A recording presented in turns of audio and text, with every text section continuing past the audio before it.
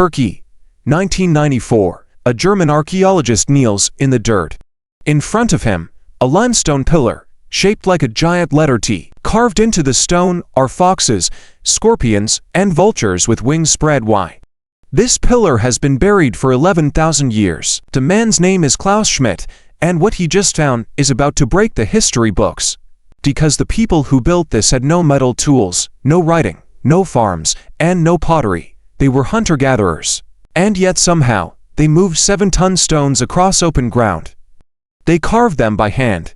They organized hundreds of people to make it happen. Why would hunter-gatherers do something like that? There's really only one answer that makes sense: worship. So who were they worshipping? Could this be it, the very first God humans ever believed in? Here's the uncomfortable truth: nobody knows the name of the first God. There's no sign, no inscription, no single moment archaeologists can point to and say, "Here, this is where it started." What we have instead are clues. A statue with no face, a grave dusted in red powder, a cave painting of a creature that's half man, half animal, frozen mid-dance for 20,000 years.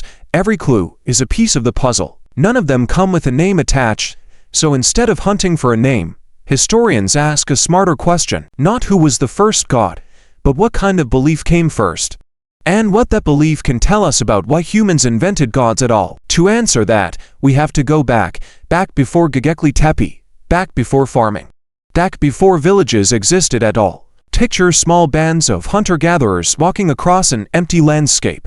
Their brains were biologically identical to yours, and somewhere out there, something shifted. Not in their bodies, in their minds. Scientists call it symbolic thinking, the ability to let one thing stand for something else. A sound becomes a word, a drawing becomes an animal. Red pigment, mined from the earth and rubbed onto a corpse before burial, becomes something, we're still not sure what.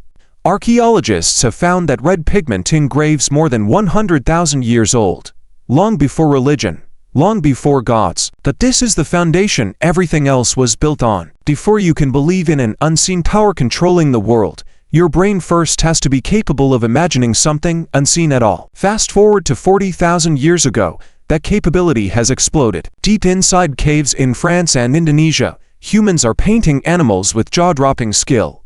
Bulls, horses, deer, every muscle captured mid-stride. But look closer, mixed in with the animals are stranger figures. One cave in France holds a painting known as the Sorcerer. Antlers of a stag, ears of a wolf, eyes of an owl. The body of a man, standing upright, staring straight at anyone who walks in. Nobody knows what it meant. A shaman in a trance, a spirit of the hunt, something we don't even have a word for. What we can say is this: whoever painted it had a mind capable of imagining beings that don't exist in nature, symbolic, otherworldly, possibly sacred. Around the same time, a very different object starts showing up.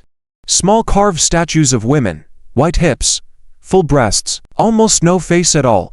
The most famous one is called the Venus of Willendorf, found in Austria, 25,000 years old.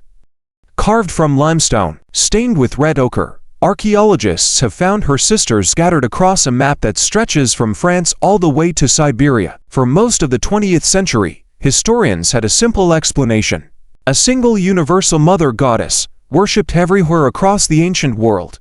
It's a beautiful theory. Most scholars today think it's too simple. Here's the problem: these figures look completely different depending on where you find them. And there's no shrine, no altar, no inscription that says, "This is our goddess." Maybe she represents fertility, maybe status, maybe beauty. Maybe the carver was just looking down at her own body. The honest answer: this is evidence of ritual behavior. Calling it goddess worship is a guess. A strong guess, but still a guess. You'll see this pattern again and again: suggestive evidence, ritual-looking behavior, and then a wall. Because the people who made these things left us no instruction manual. Which brings us back to that pillar in Turkey, Göbekli Tepe, and a sister site nearby called Karahan Tepe.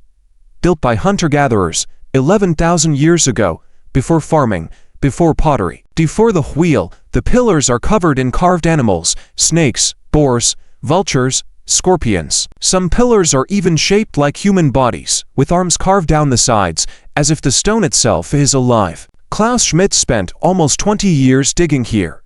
His conclusion: this is the oldest known temple on Earth, built not by farmers looking for shelter, but by belief. A shared belief powerful enough to pull scattered groups together. Some archaeologists go even further.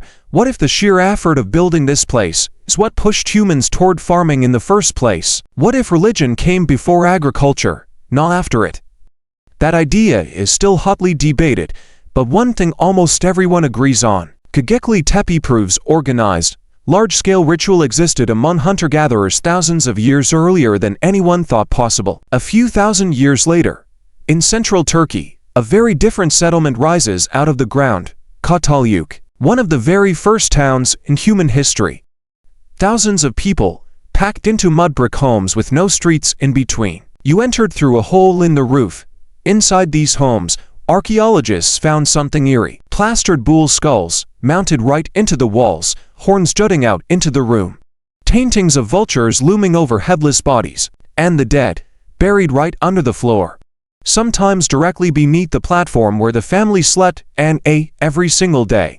Think about what that means. These people lived shoulder to shoulder with both animals and ancestors. The line between home and sacred ground barely existed. Some researchers think the bull represents an early sky god, a powerful male force, paired with the fertility symbols found elsewhere at the site. Others are more careful. Maybe we're just projecting our own ideas of God onto people who saw the world completely differently. The evidence shows deep reverence. It does not hand us a name, so when does the fog finally clear? When humans invent something new: writing. The first gods we can name with real confidence come from Sumer, in Mesopotamia, roughly 5,000 years ago. Clay tablets, pulled from cities like Uruk and Nippur, record prayers to real, named gods. An, god of the sky. Enlil, god of wine and storm. Inanna, goddess of love and war, whose worship survives in an entire library of ancient poetry. Over in Egypt, gods like Horus and Osiris appear in the record around the same era. Worship through an organized state religion, tied directly to kings and the afterlife. These are the first gods we can actually name. Worship we can date. Mythology we can read in the words the worshippers wrote with their own hands. But here's the key thing to understand. This isn't the birth of religion, it's the birth of record keeping. The Sumerians didn't invent the idea of gods, they inherited it from thousands of years of belief that came before them. Belief we can only glimpse today in fragments, ochre, statues, cave paintings, stone pillars buried in the hills of Turkey. Which leaves one giant question hanging in the air. Why did humans start believing in gods at all? For this answer, we turn to psychology, and it's genuinely fascinating. Scientists have identified something called agency detection, a mental shortcut hardwired into your brain. It assumes any sound or movement might be caused by a living, thinking creature, even when it isn't. It's a survival trick. A rustle in the grass might just be wind. It might also be a predator. Your ancestors who assumed the worst and reacted anyway were the ones who lived long enough to have kids. Psychologists sometimes call this a hyperactive agency detector, and many researchers believe that same mental reflex, aimed at storms, at death, at the movement of the stars, may have planted the very first seed of the idea that unseen, intentional beings shape the world around us. Add another ingredient: theory of mind. The ability to imagine what someone else is thinking or wanting. Once early humans imagine another person's intentions, it was a short leap to imagine the intentions of something bigger. An unseen force behind the sun, behind the rain, behind death itself. There's a social angle too. Shared rituals and shared gods bind people together. They let total strangers cooperate, trust each other, build something bigger than any one family could on its own. Many researchers believe that's exactly why religion spread so successfully across nearly every human culture on Earth. And then there's the oldest motivation of all: fear, the fear and the mystery of death. Almost every early burial site we've ever dug up, going back tens of thousands of years, shows some gesture beyond simply disposing of a body. Ochre, tools, ornaments, a body arranged with visible care. It suggests our ancestors were already asking the same question you've probably asked yourself: what happens when we die? And belief in something greater than us may have been, in part, an answer to a question that was simply too painful to leave unanswered. So, who was the first god ever worshipped after more than a century of digging, decoding, arguing? The honest answer is, we may never know. Not because the evidence failed us, but because belief itself probably didn't start as one single spark. It rose slowly, like a dawn breaking over different parts of the world at once. In caves in France, in burial sites across Africa and Asia, in carved stone pillars in Turkey, different people, arriving separately, at the exact same extraordinary idea, that there's more to this world and what we can see and touch. And maybe that's the real discovery buried inside this mystery. Not a name, not a face carved in stone, but the realization that somewhere in our deep past, the human mind crossed a line no other species on this planet has ever crossed. The ability to believe in something it could never prove. Every temple ever built, every prayer ever whispered, every god humanity has ever named, all of it traces back to that same, still unexplained moment. And in the end, the search for the first god turns into a search for something else entirely. The moment we became human enough to wonder if we were alone.